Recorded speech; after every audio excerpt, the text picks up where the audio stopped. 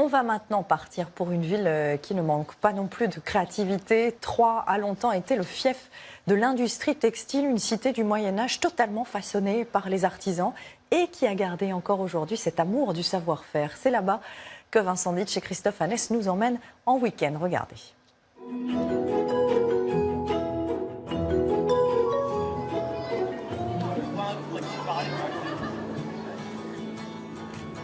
Nous commençons notre visite de Troyes par la ruelle des Chats, une des plus anciennes de la ville entre Moyen-Âge et Renaissance. Troyes s'est enrichie grâce au commerce puis au textile, mais la ville est aujourd'hui un véritable musée à ciel ouvert sur 10 siècles d'histoire.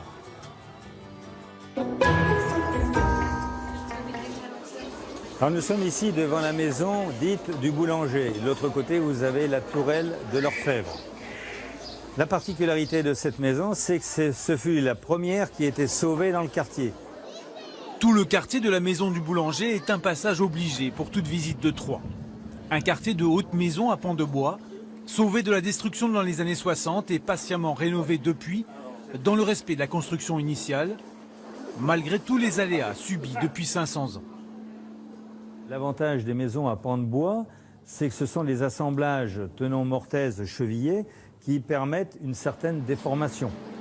Pour comprendre pourquoi la ville est aujourd'hui un des plus beaux patrimoines français de la Renaissance, Marcel Blot, notre guide, nous fait aussi pénétrer dans les nombreuses cours intérieures du centre de Troyes. Ce qu'il faut surtout admirer ici, c'est ce magnifique escalier à vis. Et si on regarde bien, vous n'avez qu'un seul et même morceau de bois qui tient l'ensemble. Ce sont bien sûr des milliers d'artisans qui ont façonné la ville au fil des siècles. La maison de l'outil et de la pensée ouvrière leur rend hommage. C'est l'outil le plus ancien, c'est également l'outil le plus simple qui existe, et c'est également l'outil le plus connu parce qu'il a été inventé au IIIe siècle avant Jésus-Christ. Dans un bel hôtel Renaissance, ce musée présente une collection unique de 12 000 outils différents. Vous voyez, donc chaque outil a vraiment son utilité, chaque outil a été pensé et réfléchi donc par chaque homme de métier ou femme de métier qui ont créé ces outils. Nous remontons dans le temps pour nous arrêter dans une ancienne bonnetterie du 19e siècle. Transformée depuis 35 ans en centre d'art contemporain. Ici, les artistes peuvent exposer, mais aussi travailler. Grâce à des ateliers mis à leur disposition durant 3 ans. Mathilde, l'illustratrice, en fait l'expérience en ce moment, avec bonheur. Il y a un tas d'idées qui arrivent de plein de gens. On peut collaborer facilement avec plein de gens. Paola fait de la poterie, nous on fait de l'illustration. Pourquoi pas faire de l'illustration sur de la poterie? Enfin, il y a plein d'idées qui peuvent émerger de plein de rencontres différentes. Les gens passent, regardent, parfois s'arrêtent, posent des questions. S'ils veulent rentrer, si on est là, on est disponible, ils peuvent rentrer pour voir notre travail. Car les ateliers comme celui de Jade sont ouverts au regard des curieux. Tout le centre de Troyes se visite sans difficulté à pied. Mais le nombre de lieux à visiter et de détails à observer impose d'être bien rassasié. À Troyes, ce ne sont pas les bonnes adresses qui manquent. Au pays du Champagne, nous avons choisi au Crieur de Vin, une table qui fête ses 20 ans cette année. Ici, on défend les vins nature et la bonne cuisine de terroir. À commencer bien sûr par l'andouillette. Personne ne peut dire avec précision pourquoi elle fait la réputation de Troyes. Pour Jean-Michel Vilm, notre chef, c'est sa composition et sa préparation qui comptent. Donc l'andouillette, on le fait de la façon la plus simple, c'est le beurre clarifié et grillé à la poêle. L'andouillette, c'est du cochon et c'est une partie particulière qui s'appelle le chaudin. Le chaudin, c'est des intestins qui sont nettoyés, bien sûr, qui sont cuits. Pour digérer tout cela, nous cheminons à nouveau à travers le centre historique de Troyes, pour rejoindre le quartier de la cathédrale. Sur le chemin, une vieille enseigne attire notre regard. C'est celle du cellier Saint-Pierre. Il est réputé car il abrite un alambic centenaire. C'est Alexandre Krummenacher qui l'utilise aujourd'hui pour produire la prunelle de Troyes.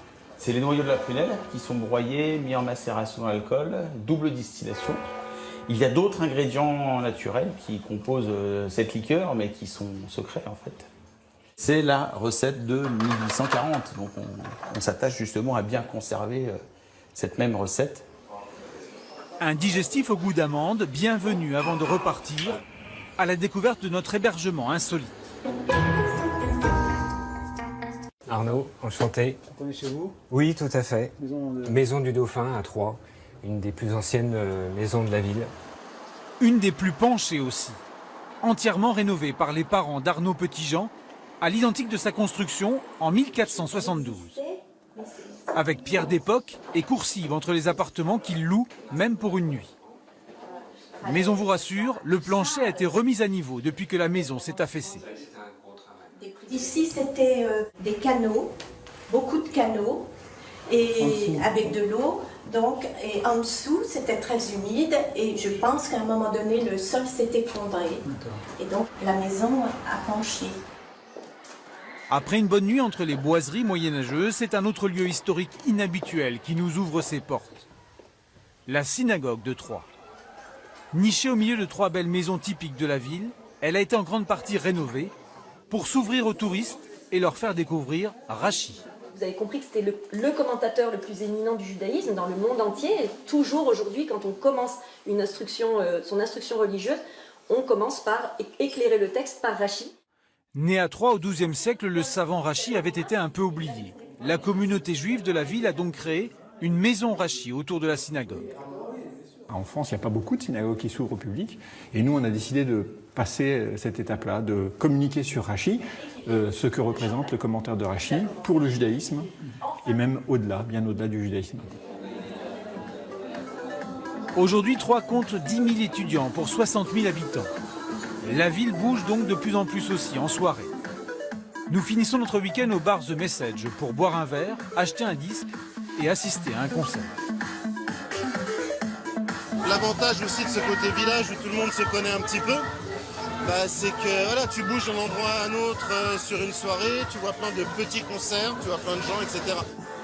Sans compter le voyage, notre week-end très historique à Troyes ne nous aura coûté que 140 €.